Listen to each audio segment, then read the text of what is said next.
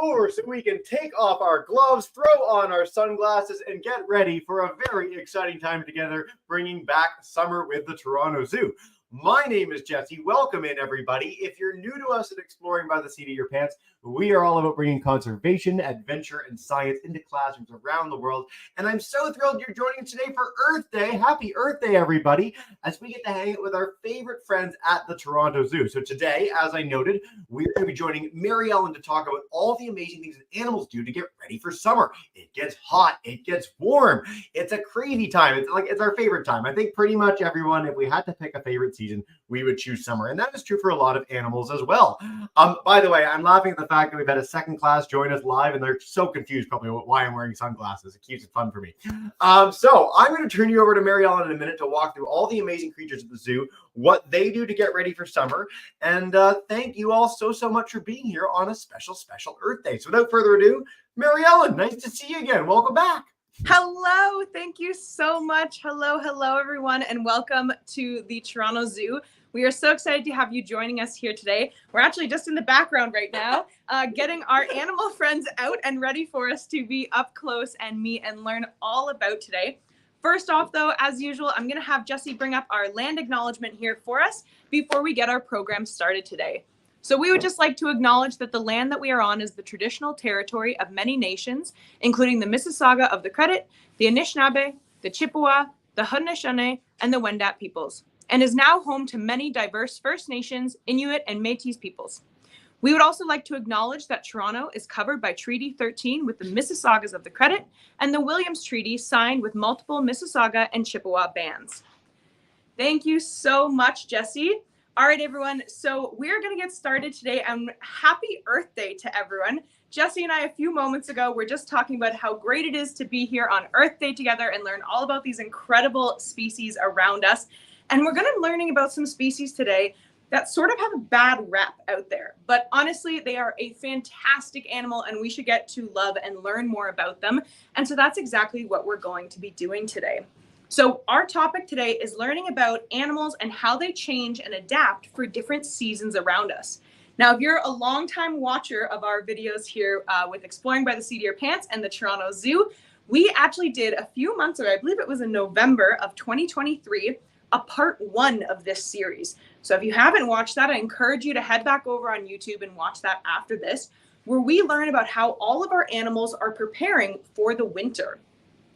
Now, obviously, depending on where you live, this can look very different for your plant and animal species around you. But here in Toronto, or in Canada specifically, we go through 4 very distinct seasons. So we have a spring, which we're in now, we have a summer, we have a fall, and we have winter. And they have some very different weather and climate patterns that come with us. And we have to have our animals here adapt to it, and the plants as well.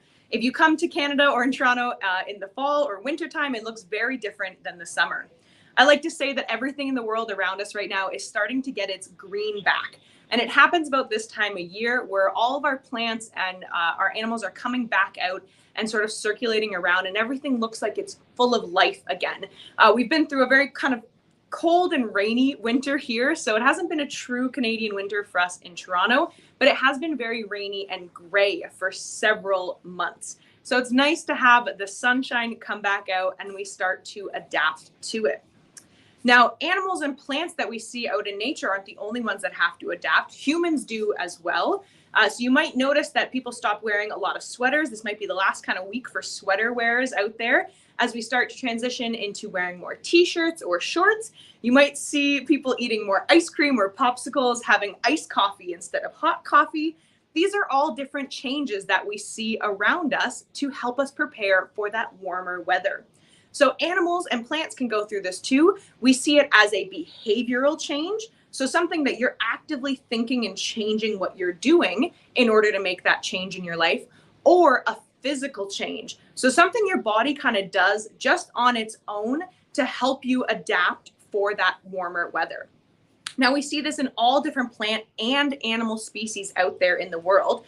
And something that's happening in the world as well right now is something called climate change, where we're seeing our temperatures and our climates kind of change at a drastic rate that we're not able to keep up with. And a great example of this that's sort of not so great is when you see plants blooming too early.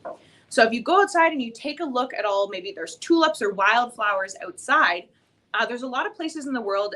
America's having this. So in Cincinnati, they saw it, in Ohio, as well as overseas in the Netherlands. They have a lot of tulips that bloom beautifully at this time of year. And they're actually supposed to be in bloom right now. So in April, this is their peak season. They have a lot of festivals and a lot of organizations and programs based around these beautiful fields of flowers. But they're already bloomed, and actually they're starting to die for the year. So they've already hit their bloom a few weeks ago because our spring has kind of come a little bit too early this year. Now, another animal here in Toronto that's feeling that, I'm gonna have Jesse bring up our quick video here for us while we talk about some of our other animals, is one of our grizzly bears, Shente. So Shente is our grizzly that we have here at the Toronto Zoo, and she goes down for a hibernation or a torpor throughout the winter months. And she actually will sleep through most of that, only kind of occasionally waking up, stirring a little bit. That's a beautiful photo of her there having her little snooze on her big nest that her keepers give her. She makes it nice and cozy. We found that she was actually waking up and moving a lot more and a lot earlier this year. Now, I always like to add in our camels to every program as well. They are my favorite animal out there in the world, specifically Tilly, our camel with her tongue hanging out of her mouth. So this is a great example. We're going to look at the progression right now of camels. So Bactrian camels specifically can be very cold climate animals and very warm climate animals. So these are our Bactrian camels midwinter. They are extremely furry. So furry. This is them. It was winter as well, but it is a little rainy here. So when you see them walk up to the camera, they kind of look like a wet dog, but you still get the idea of how furry they are. They're coming over to get some carrot snacks. That's Tilly again for us. And you can see just absolutely how shaggy she is all over. Some of our other camels are coming up for their snacks. And that fur that they have really helps keep them warm and cozy in the cold weather that they face in the winter. But could you imagine wearing a winter coat all year round?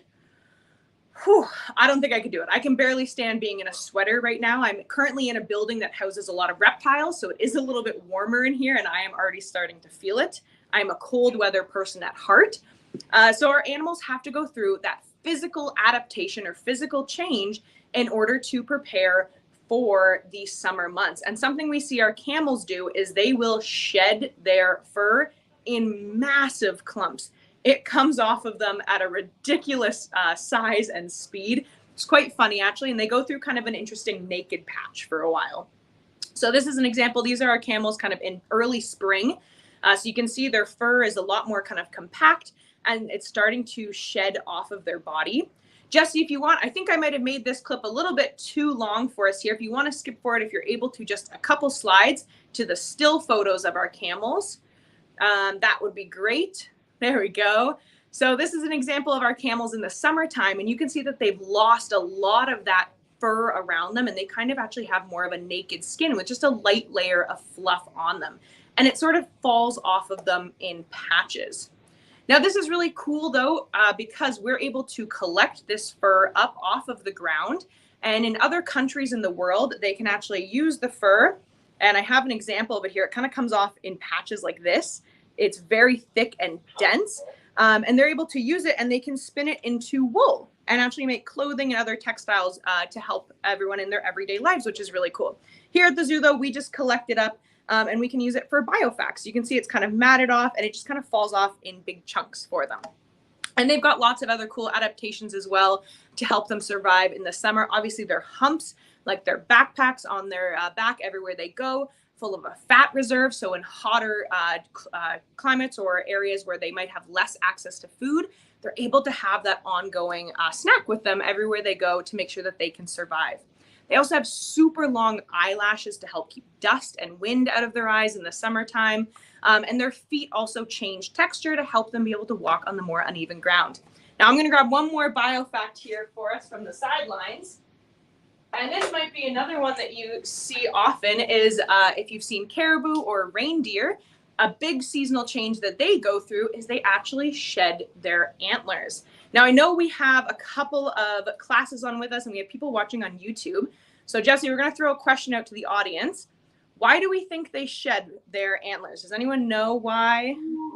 Specifically, we'll talk about why females shed their antlers. So they're shedding at this time of year. All of our caribou have now lost their antlers for the season.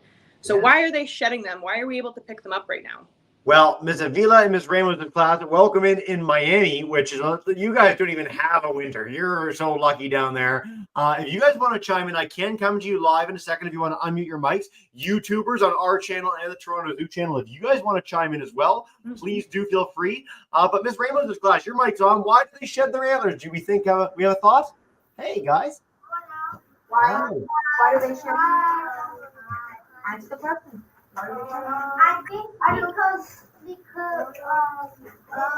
think That's okay. because it the thing doesn't like things there isn't like. Oh, we didn't quite catch that, but if you're unsure, that is okay as well. And Yeah. YouTubers are being a little shy as well, Mary Ellen, so I'll leave you to tell us a little bit about why. That's okay. I think I heard something along the lines of something eating them, though, for our classroom there. And that is true for why they keep their antlers. So they use these for defense. I don't know about you, but I would not want to be poked by one of these out in the wild. But female reindeer or caribou, they drop them at this time of year because they have babies now. So they've kept them this whole time to protect themselves and be able to defend their area. But now they're going to be bending over lots caring for their babies. And so they're able to drop their antlers to make sure that they're able to still care for them. And then they regrow them every year, which is pretty cool. So antlers regrow seasonally, and then horns, which is often also a little bit confusing, are more of a lifelong achievement for an animal. Now, we're going to switch it up. We talk very heavily about mammals here on this channel, and that's because they sometimes are a little bit easier to talk about. I have a lot more biofacts that have to do with mammals than I do with reptiles or amphibians, just because of how they're able to be kept. But the cool part is here, I'm just going to drop my antler down for us, is we are currently in our education portable here at the Toronto Zoo.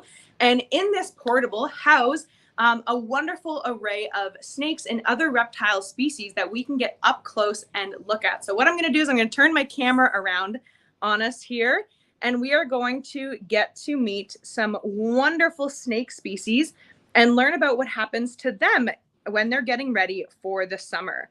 All right, let's turn ourselves around here and get ourselves into position. So I've had my friends here bring out a couple snakes for us. So who do we have out on here right now? Kappa. We have Kappa, and by the looks of Kappa, I'm going to go with a black rat snake. There we go. Look at me knowing my snake species. So this is Kappa, a black rat snake. Very interesting design. I'm going to do a kind of overall body here. And black rat snakes, if I remember correctly, can get about a meter 7 foot long, or sorry, not foot, 1.7 meters long, which is about the same height as a fully grown adult, roughly in that range. So they can be pretty long snakes. Now, the interesting thing here is, like I mentioned earlier, we're actually in a building right now that's quite warm, and snakes like this do something really special over winter. Does anyone know what snakes do during the wintertime when it's really cold here in Ontario or in Canada? Oh, we've got all these hands up in Miss Avila's class. What do we think snakes do? What's going on? Yeah? Go for it. Do we have your mic unmuted? Let's make sure. I know there's so many of you that have your hands up. Oh, we got some YouTubers that are chiming in with us too. What do we think? I think they shred their skin. They shred their skin off. They do shed their skin. Maybe not uniquely in the winter. I love this as an option. Anyone else want to chime in?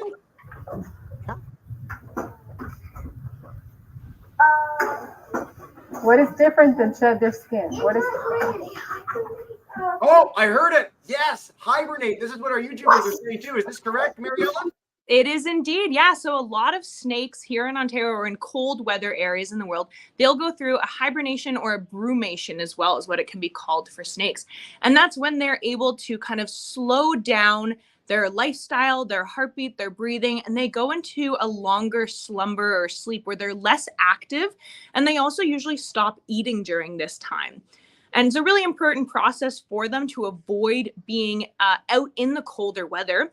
specifically for animals who live in a cold weather area who are cold-blooded or ectothermic.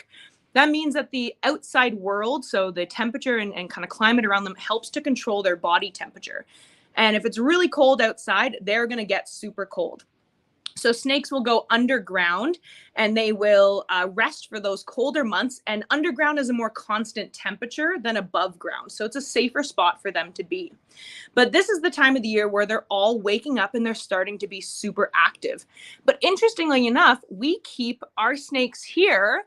They are living inside of tanks in heated, controlled areas. So it's kind of confusing because I just mentioned that they go through a brumation, but ours don't here at the zoo. And I spoke with our keepers right before we started our presentation, and they were mentioning how they don't see too much of a difference between our snakes here and their kind of attitude or their personalities. Sometimes they might go off eating for a little bit, or they're a little bit more active or ready for breeding right now in April, because this is the natural time for them to wake up. Now, a lot of snakes out there in the world will actually brumate or hibernate alone, but there is a type of snake that does like to be together in a group, and that is a garter snake. And that's a pretty common one here in Ontario that you might see. There's actually about 17 different species of snakes in Ontario, which is pretty cool, and only one of them is venomous, so the rest of them are all constricting snakes. And with those snakes that we see around us, they all like to find their own little space to kind of hunker down in and spend that time over winter. But garter snakes will all ball up together, and that's the perfect time for them because in April, when they start to wake back up, they are looking to breed. This is their breeding season. So them getting ready for summer. Oh, we just got a garter snake out. Perfect example. Good timing. And which garter snake is this with us? This is Ocho, our red-sided garter snake. There we go. We have Ocho, our red-sided. You might be able to tell. I love the way snakes are named because they're named very descriptively by their appearance, which is great. So he's got a red side there on him, some dots going up his side. But in April and in the springtime, they are looking to breed. And it can be difficult. If you're a solitary species, finding a mate who's the appropriate age and also opposite sex for you can be hard enough on its own. And then after you've been hibernating or brumating all winter, you might be slower to move around and kind of be active again. So it's really cool that they all brumate together in a giant ball. And that way, when they wake up in the summertime or in the spring, they're already all together and able to mate for the springtime. Now, something I wanted to really talk about today is snakes in general. And since it's Earth Day, and because we're coming into that springtime, you might find that you're going to see more reptiles and amphibians out and about in the wild if you're out on nature walks. And I know that snakes can get a really bad rep out there in the world as being scary or mean, but they are not at all. Even you look here, our keeper has this garter snake on her hand. I don't encourage anyone to go out in the wild and pick them up, but just to kind of see here, they're giving us signs, we're reading their body language, and they are nothing to be feared. We want to still give them a respectable and healthy distance, but we shouldn't be scared of them. They are amazing creatures, and they actually help a lot with pest control for us as humans and making sure that our habitats are safe for other animals as well. So they are a great animal to have around. We're doing a little dangle here for us. He's hard to focus on. He's got such a tiny little head. But they're a really cool animal. Now, does anyone know in the group right now, what is he doing when he's sticking out his tongue? Ooh, all right. We've had our live classes. Lots of hands up. Miss Ramos' class. I'll come back to you guys if you want to chime in. YouTubers, you were amazing last time as well. Come on in and, hey, what do we think? What's the tongue all about? Let's see. Feel free to flick on your mic. No, Adam. Adam, go ahead. I think it's they're flicking their tongue or to know their food. To find their food. And Miss Tamash's class in Alaska, the exact opposite end of the continent, says the same thing. So smelling for food. Nice. Exactly. Yeah, they're using their tongue to kind of smell and see what's happening, what's going on. They use it to kind of taste the world around them. So I'm not somebody who's in this space that often. So I'm a new smell or a new being for them. And so they're just kind of checking out and seeing what's going on around them. So it's kind of cool to be able to be this up close with a snake and see them and know that we're safe here. The snake is safe as well. And just know that we can kind of respect them from this distance and see how amazing they are up close. All right, Jesse, I think that's brought us to the end of the main segment here. So if we want to open up to questions, we're going to keep some of our snake friends out and have us kind of see them as we go through everything. And we can talk about some more animals who go through seasonal changes. Fantastic. Well, thank you to the whole zoo team and Mary Ellen for such a great deep dive on animals in the summer, particularly snakes, which are my favorite group of creatures in the world. Truly, I grew up idolizing reptile scientists and conservationists, and so that every time we get the chance to feature these amazing creatures and sort of break some misconceptions about them, showcase how beautiful they are, I absolutely love this opportunity. If you're a little nervous about snakes, I hope that this program has helped change your mind. And I also want to do a special quick plug. I've just put this in the YouTube chat as well. But Canada actually is the largest group of snakes in the world at the Narcissa Snake Dens in Manitoba. So if you want to look up like a bazillion snakes all coming out of the ground in spring, I really encourage you to check that out. I've linked in a Canadian Geographic article to our YouTube friends as well. But as Mary Ellen said, we're going to dive in with questions. YouTubers, please feel free to chime in. We'd love to take as many as possible over the next few minutes. Ms. Avila and Ms. Ramos' class, I'm coming to you numerous times. So get ready with those questions. Flick on your mics and I will come shortly. Miss Mustard at Tribune Drive Public School, they want to know, how do caribous grow their antlers again? From Neha. Great question. Yeah, so I mentioned that they come back more seasonally than like a rhino horn. So they grow on the top of their head as well. And it's very similar to basically just how we grow like our fingernails as well. So even though fingernails are made out of the same stuff that horns are made of, so it's a hard comparison that way. They are very similar in that sense where they're just able to grow back from the top of their head. They kind of have like a main circle, I guess, or like a harder part of their skull that they're able to just grow out of again. And they're meant to be there. And as if they're younger and weaker, they'll have smaller antlers. Same thing as they get older, they'll also have smaller antlers. So the biggest ones come from the animals and the males who are in their prime of their life. Fantastic. Thanks, Mary Ellen. What a detailed answer. That was marvelous. Ms. Avila's class, I'm going to head to you guys first. If you want to unmute your mic, I'm sure you have lots of questions. So come on in and take us away. Hey. Yeah, so many questions. All right, Angelina, what's your question?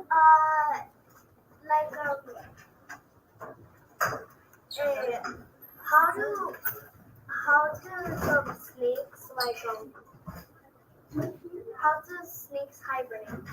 Yes, how do they hibernate, Mary Ellen? Yeah, so how do they actually go into their hibernation? So you can see that this snake here with us, we have is quite active, moving about all over this pegboard here. So snakes, as they start to feel that it's getting cooler, so around October here for us, and they start losing their sunlight, so their days are getting darker and darker and darker, they will find a cozy place to burrow down into. So this can be a man-made or human-made structure. So underneath of sheds is really commonplace, or sometimes, if you have a parked car or there's like a storage unit or something like that, sometimes they'll bury down under there. They can also use the dens or burrow areas of other animals who aren't using them anymore. So animals like rabbits or other small rodents. So we'll sometimes make little dens and then they become abandoned. And so a snake will find a cozy little place for them to hang out for the winter. And once they've found their kind of safe spot, they'll hunker down and they'll start that process of slowing down, moving less, and they will slow down their metabolism and kind of all parts of their body. So they're still alive, but they're in kind of this trance of it. The first time we've had trance as a reference to one of our broadcasts in a while, so thank you, Mary Ellen. By the way, this is the most handsome snake ever, and just absolute camera hog too, which is fantastic. So thank you for this, as usual, epic experience, Toronto Zoo folks. This is amazing. I'm going to head to Ms. Ramos' class. If you guys want to chime in, come on and join us. Hey, guys. Hey.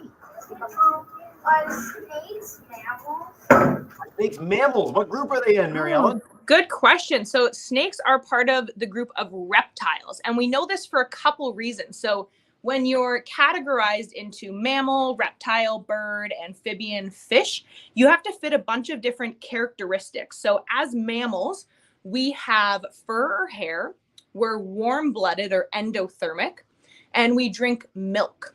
So for when we're infants. So, and we have a live birth as well, typically. So it means we're just born and we're out in the world. There's a couple that don't follow every single one of those, but in order to be a mammal, you have to breathe. You have to also breathe air with your lungs. You have to follow those main points. Reptiles here. I'm gonna try and get as close as I can without making our snake too angry. You can see on our body, we actually have dry scales. So that's another huge misconception with snakes is people think they are sticky or slimy. They are not. They fall into the dry scale category. They do breathe air with their lungs. So they have that in common with us, but they are ectothermic or cold-blooded. So they rely on the outside world to provide their body temperature for them. And so we have a few just kind of differences between us and them that puts them in the reptile category and us in the mammal category. They also typically, most snakes will do an egg birth. Garter snakes don't, so they kind of are an anomaly there. There's always somebody who likes to break the rules, but most snakes do some sort of egg birth as well. Yeah, great question, guys. Thank you so much. And we got to have our science word of the day, ectothermic. Way to go, everybody. We're going to take a couple from our YouTube friends, and then we're going to head back to you folks in Miami. Let's see. Ooh, our Alaska class, Miss Tomas's group, wants to know, what's the most common snake in Toronto? Are there snakes you can find on the Toronto Zoo grounds, perhaps? I think garter snakes would probably be the most common that you'd find around. They're very easily recognizable as well. So garter snakes, they can come in a few different types, and they can look slightly different from each other. But a snake like this is going to blend in, I think, a lot easier or better into its habitat just because of its coloration. So they come in all different colors, but typically ones that are like this will blend in quite a bit better. And people just recognize garter snakes more. They tend to be more in abundance. At the beginning, we met a black rat snake, and I used to go into northern Ontario, about 2 hours north of Toronto, and I'd see them occasionally there, but 99% of the snakes I've ever seen growing up as a boy were garter snakes. So exactly. It's a great question, guys. All right, Karthik, Miss Mustard's class, Tribute Drive Public School, they want to know, do we have a Masa Saga rattlesnake at the Toronto Zoo, our lone venomous species in Ontario? We do indeed, and we are actually a part of a Masa Saga rattlesnake conservation program here at the zoo because they are also they're having some rough times in the wild with their conservation. So we are part of a program here with breeding them and making sure that we have a healthy population. And Jesse, I know we've kind of passed our main point for it, but if you do have a chance to bring up the video that I had after that black screen, I did have some Masa Saga rattlesnake footage if we wanted to quickly take a peek at that before going to our next question, and we can learn about them. They are our only venomous snake. And I know people get confused all the time between venom and poison. Venom is the animal has to bite you and inject the venom in you. And then poison, you have to eat the animal and eat the poison or eat the thing that is poisonous. So they are a venomous snake, but really animals like that, they don't want to bite you. So don't be scared of them. If they tell you with their rattle, so they'll shake it around and make a kind of hissing noise. If they ever tell you to kind of give them space and back off, that's the best thing to do. But they don't want to have to bite humans. They can't eat us. So in all honesty, we are a waste of their efforts. They are more scared of us than we are of them. But yeah. Fantastic. I've been trying to queue up the video. My computer is giving me rings of death. So I'm going to share a quick other YouTube question with us. And then I'll bring up that video and we'll head back to our Claude Pepper Elementary classes. Miss or Madam Fulsetti wants to know some great questions. How do snakes inject venom? From Emily. That's a great question. And actually what I'm going to do, we'll leave our snake friend here for just 1 second while I grab one of my other bio facts that I brought with me and we can learn all about it. So I'm sorry you're getting a tour here of the rest of our classroom. So I brought with me, this is a diamondback rattlesnake bio fact. So it's not a Masa Saga rattlesnake, but what's really cool about it is you can kind of see the fang. So this is a skull and a skin of a snake that obviously has passed away years ago. And so this part right here, that's their fang. And they're able to create the venom inside of their body. So it's just kind of like we have organs in our body that do things. They have a special part of their body that makes the venom.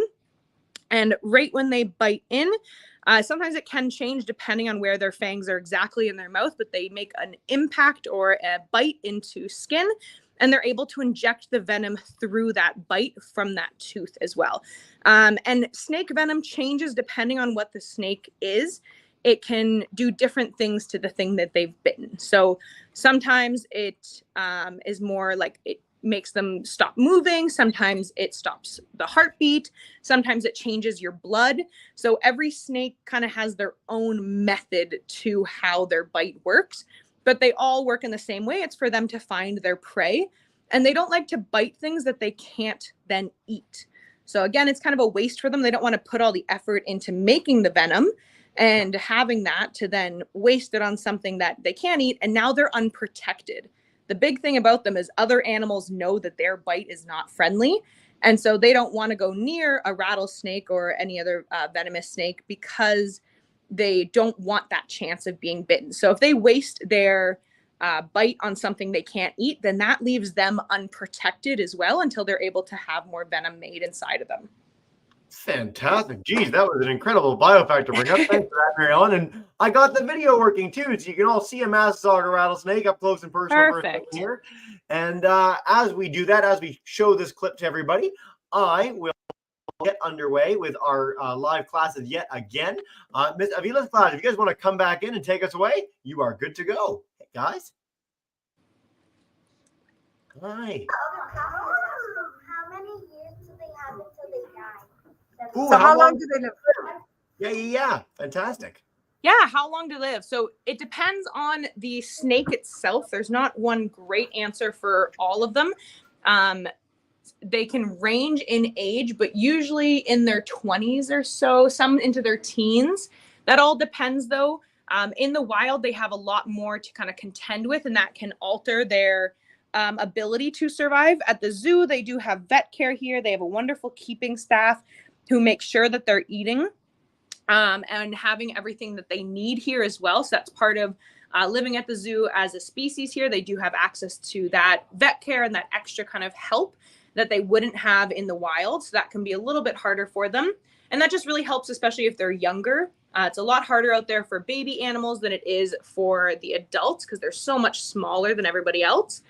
And so it can be a little bit dangerous for them out there. But yeah, I'd say anyway from like the teens into their 20s or 30s, that can be kind of their mid-range for it. Fantastic. Great question, guys. All right, Miss Ramos's class, we're going to head to you guys now. YouTubers, keep those questions coming. We got a time for another 5 or 6 minutes or so. Come on in. Hey. Go ahead. Go ahead. Yes, go. My dog caught a snake before. Oh, your dog almost caught a snake before. That can happen. It can definitely happen. That's why we always got to be careful if we have pets that are out with us and they're off leash or anything like that. It's always important to keep an eye out for them. And Jesse and I were talking about some people might see on your cars a Break for Snakes bumper sticker to make sure that we're watching out for our friends out there in the wild and making sure we're doing everything we can to help protect them. Amazing. All right. We got a personal story thrown in there too. Always makes it a little bit better. Thanks, guys. Let's see. Miss Falsetti's group. Lyra wants to know, does their habitat affect their color? Great question.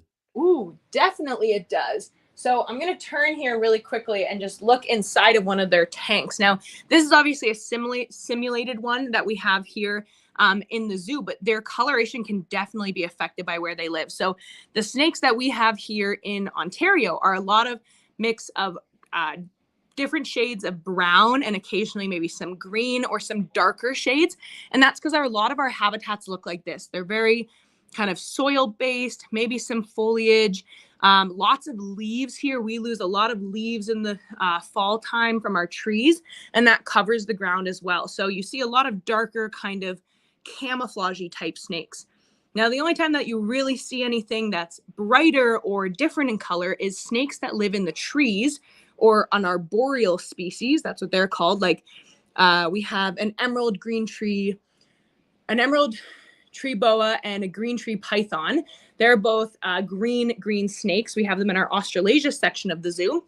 They are bright green, like kind of similar to the shade of the background of this here. And that's because they live primarily up in the trees. So they want to blend in with the leaves up in the trees. If you ever see snakes with really bright colors on them, like oranges, reds, and yellows and different patterns, that most often means they are a venomous or dangerous snake in some way. And that bright color is telling you and other animals around it, hey, I'm not so friendly. Think about it if you're ever driving with your parents or an adult or on a school bus and you see construction signs or signs on the highway that are different colors than normally with green and white.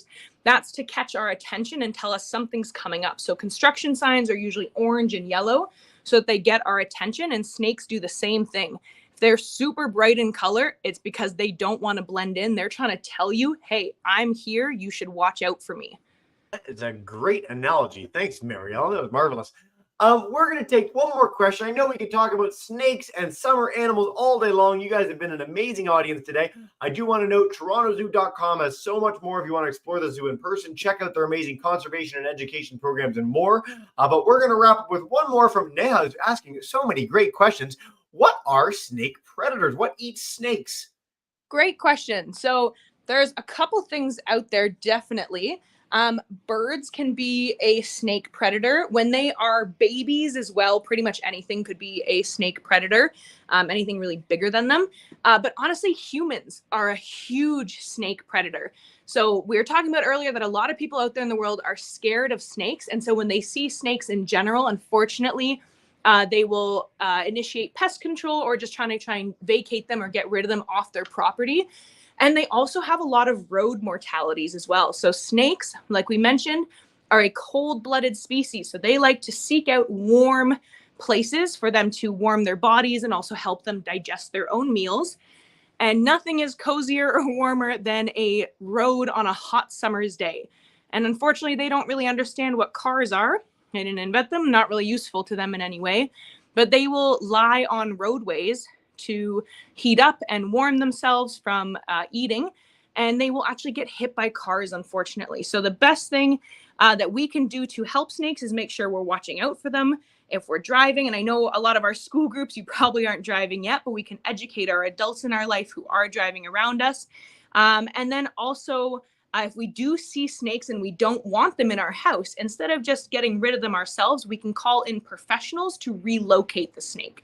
And that way they're not being harmed and they're still able to go about and be a part of nature and have that opportunity. That was a beautiful answer and basically covers what I was going to ask in my last question, which is there any last message about snakes or our summer animals, the Toronto Zoo, that you want to leave us with, Marielle, and anything to wrap up with our kids today? I love that. That's always my favorite part here. So yeah, honestly, go and help do your own research as well about these amazing creatures. If you'd like, if you go to the Toronto Zoo website, there's lots of information about other ways that you can get involved. Since it's Earth Day today, I urge everyone to spend some extra time outside today, enjoying the beautiful nature around us. Fall in love with the landscape that you have around you, and try and find little ways in your everyday life, whether that be picking up garbage, maybe getting involved with the community garden, or in your school's eco or green team, and find lots of different ways that you can try and help better the planet for not only yourselves, but these amazing creatures that we see around us here. We'll do one more full body length here of our snake here in front of us. Amazing. Couldn't be a better last message than that. Marielle, such a pleasure. So exciting to see you again. And can't wait for our 2 programs upcoming in May. Should be a lot of fun. As you well know, what we're going to do to wrap up the broadcast. YouTubers at home, thank you all so much wherever you're joining from. And we'll bring in our Claude Pepper folks, Ms. Avila's class, Ms. Ramos' class. Everybody up here.